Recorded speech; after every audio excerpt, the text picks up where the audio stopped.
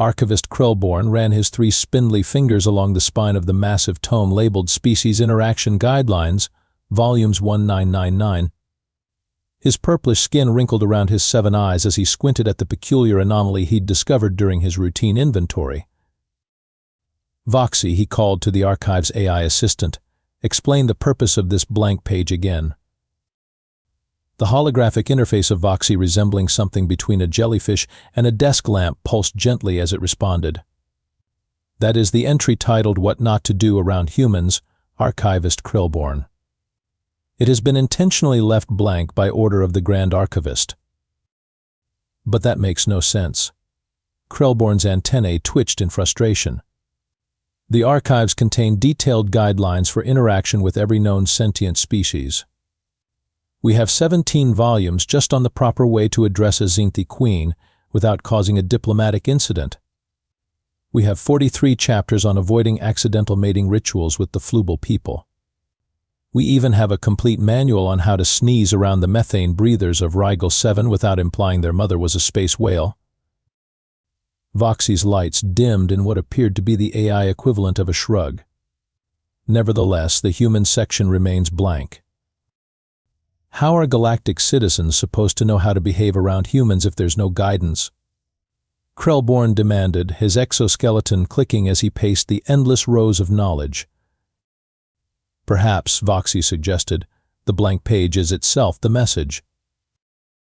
Krellborn paused, his 7th eye narrowing in suspicion. Explain. I have access to incident reports involving humans dating back to first contact. Would you like me to share some relevant examples? Krellborn settled into his floating chair, made from the crystallized thoughts of ancient philosophers, mostly comfortable, except when they had contemplated the nature of discomfort. Proceed. Maybe there's a pattern I'm missing. Very well, said Voxy, its holographic tentacles expanding to create a viewing screen. I'll begin with the initial contact between humans and the Galactic Union. It should be noted that after this incident, the first draft for the human guidelines contained only the words "just don't," before being replaced with the blank page we see today. Krellborn leaned forward, all 7 eyes wide with curiosity. The mystery of the blank page had haunted him since his first cycle as junior archivist. Now, after 300 years of meticulous service to the knowledge banks of the Union, he would finally understand. "Show me everything," he whispered. The diplomatic vessel Harmonious Communication hovered above the blue planet, its stealth systems ensuring the primitive humans wouldn't detect their presence until the carefully orchestrated first contact. Ambassador Thrix, representative of the Galactic Union and veteran of 17 first contact missions, adjusted his translator implant and reviewed the protocol one final time. Remember, he addressed his diverse crew of 12 specialists. Humans are classified as potential level 3 sentients. Extremely curious, somewhat irrational, and prone to both fear and aggression when startled. Our approach must be gentle. Dr. Quibble, the xenobiologist, raised a tentacle. The latest research suggests we should appear in a form resembling their young to trigger their protective instincts rather than their defensive ones. Excellent point. Thrix activated the ship's morphic field. Will appear as their offspring. Prepare the standard greeting of peace. When the diplomatic team materialized in the middle of the United Nations Assembly, they resembled nothing so much as a group of human toddlers with slightly oversized heads. Ambassador Thrix, now appearing as a 3-year-old in formal diplomatic robes, stepped forward and performed the Union's traditional greeting, which unfortunately involved a series of sounds remarkably similar to a child throwing a tantrum, followed by what looked exactly like a gesture humans reserve for particularly aggravating traffic situations. The UN Security Council immediately drew their weapons. "Wait," shouted Dr. Quibble, his childlike form lisping adorably. "According to Protocol 7B, we must now demonstrate our advanced technology to establish our credentials." He proceeded to transform the Secretary General's water glass into a small singing fish that floated around the room, crooning what the aliens believed was a soothing melody, but It happened to be the exact frequency that triggered the assembly hall's emergency sprinkler system. As chaos erupted, with delegates screaming and papers flying, a junior diplomat from New Zealand who had been sleeping through the proceedings calmly walked up to the aliens, completely unfazed. "G-day, little fellas," she said, crouching down. "You're not from around here, are you?" Ambassador Thrix, water dripping from his ceremonial robes, nodded his oversized toddler head. "We come seeking peaceful relations and cultural exchange." "Right," said the Kiwi diplomat, wiping sprinkler water from her face. "First tip, don't look like creepy children from a horror film when introducing yourselves to humans. Second, whatever that hand gesture was, on Earth, that's how we start wars." Within hours, the human media had dubbed the incident the terrible toddlers from space. Merchandising rights were being negotiated, and somehow through a series of misunderstandings involving the alien concept of galactic currency and human concept of Twitter, humanity had secured favorable trade agreements with 17 star systems. When Ambassador Thrix filed his report, he included a special note: "Humans appear to navigate chaos with unusual skill." Unable to determine if this was a cultural misunderstanding or if we were somehow outmaneuvered by a species that turns disaster into opportunity. The Grand Archivist's response was simply, "Add this to the human file and schedule me for therapy." Commander Lox of the Xenobiology Research Division prided himself on meticulous methodology. His 6-volume study on Arcturian mating dances was considered the definitive text, particularly his groundbreaking chapter on why that tentacle goes there. So when assigned to research human stimulants, he approached the task with his usual scientific rigor. Subject appears to be darkened water containing organic compounds, he dictated into his recorder, examining the mug of coffee acquired from the Human Trade Embassy. Humans consume this liquid each morning in a ritual they claim makes them human. His assistant, junior researcher Plex, hovered nervously nearby. "Sir, the preliminary scans show high levels of a compound similar to our neural accelerant. Perhaps we should dilute the sample?" "Nonsense." Lox dismissed the concern with a flick of his sensory appendage. "My metabolism is twice as efficient as a human's. If they consume this regularly, it can hardly affect me significantly." With that, he bypassed the standard 17-point safety protocol and ingested the entire mug. For exactly 4.2 seconds, nothing happened. Then Lox's exoskeleton began to vibrate. "Interesting," he said, his voice suddenly accelerating. "I'm noting a slight increase in mental processing speed. Perhaps this is why humans find it so beneficial." "Plex, are you recording this?"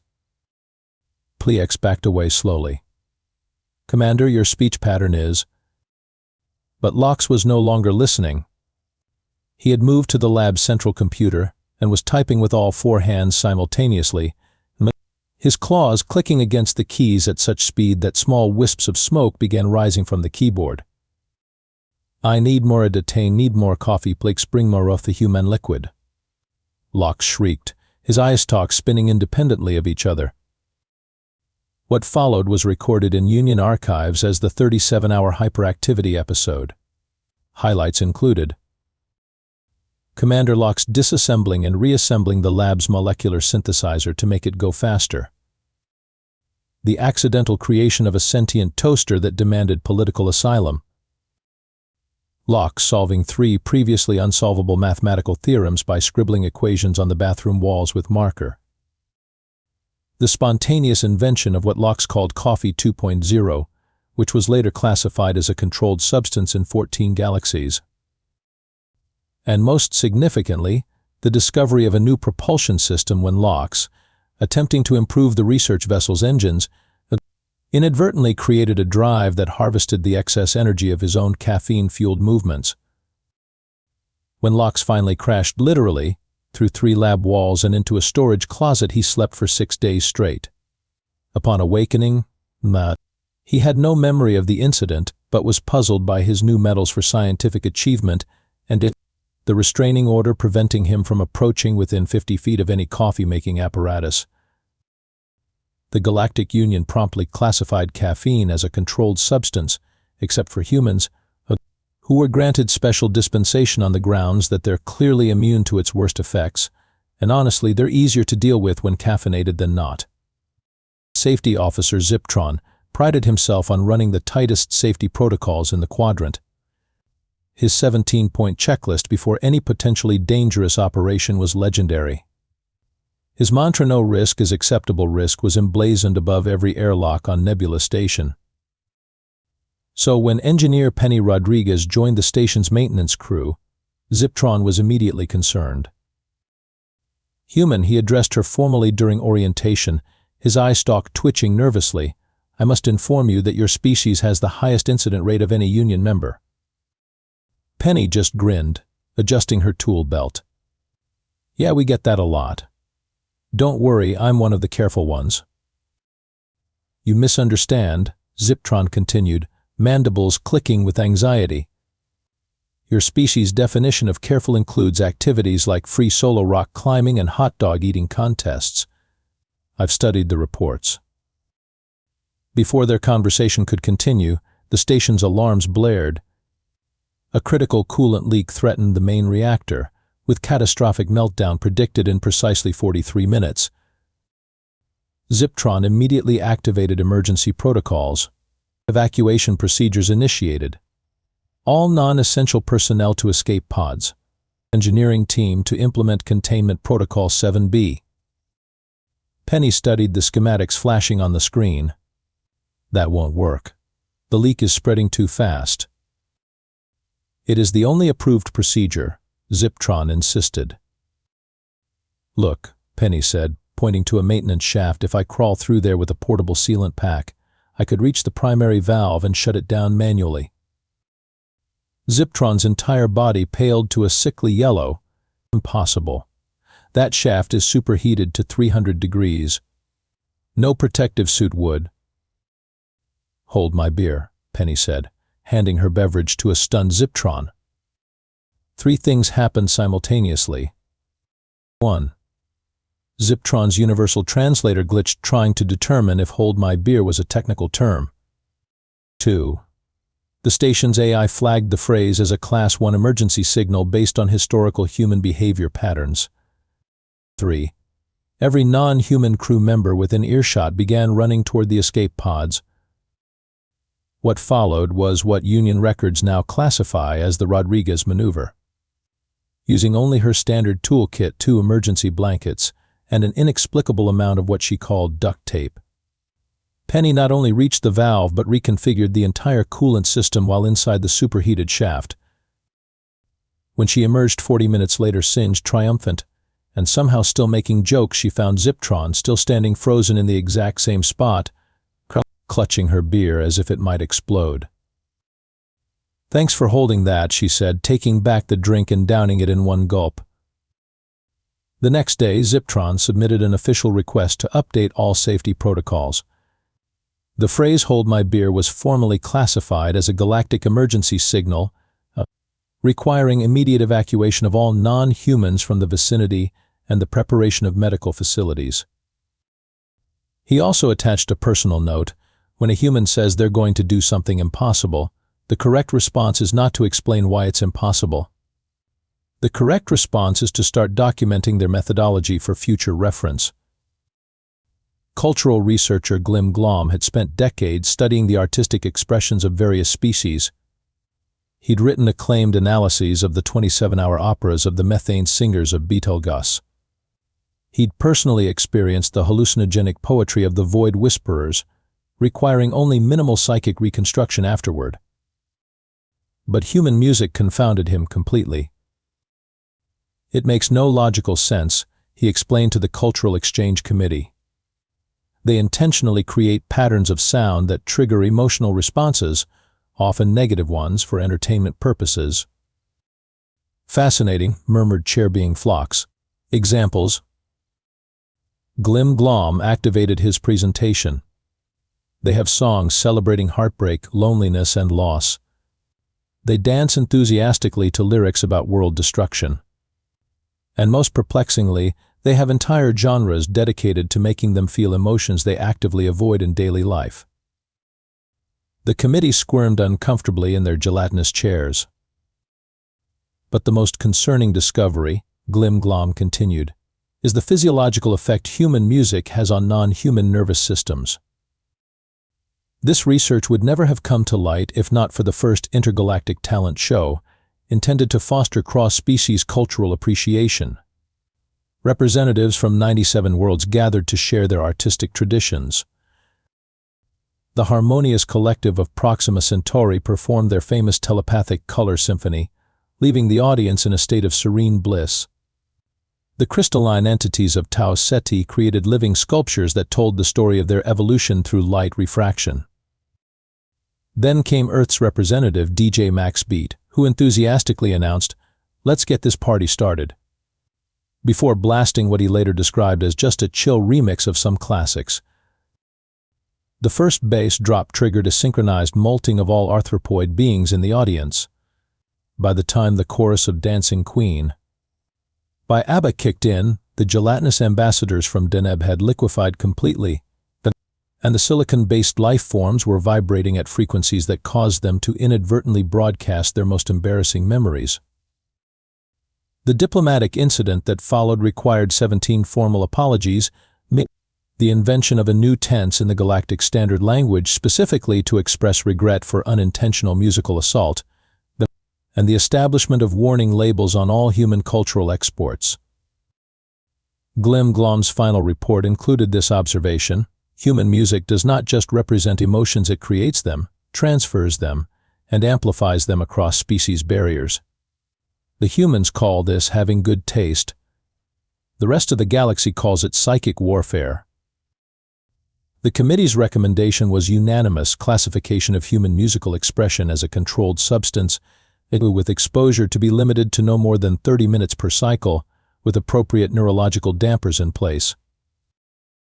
An addendum noted, exception granted for what humans call elevator music, which appears to have no effect whatsoever on any species, including humans themselves. Archivist Krellborn sat in stunned silence as Voxy's presentation concluded. The holographic display flickered off, leaving the ancient library in its usual soft purple glow. "That's illuminating," he finally managed, all 7 eyes blinking asynchronously in distress. "There are 37,429 additional incidents I could share," Voxy offered helpfully. "Would you like to hear about the time a human sneezed during a Zolaxian meditation ceremony and accidentally became their messiah?"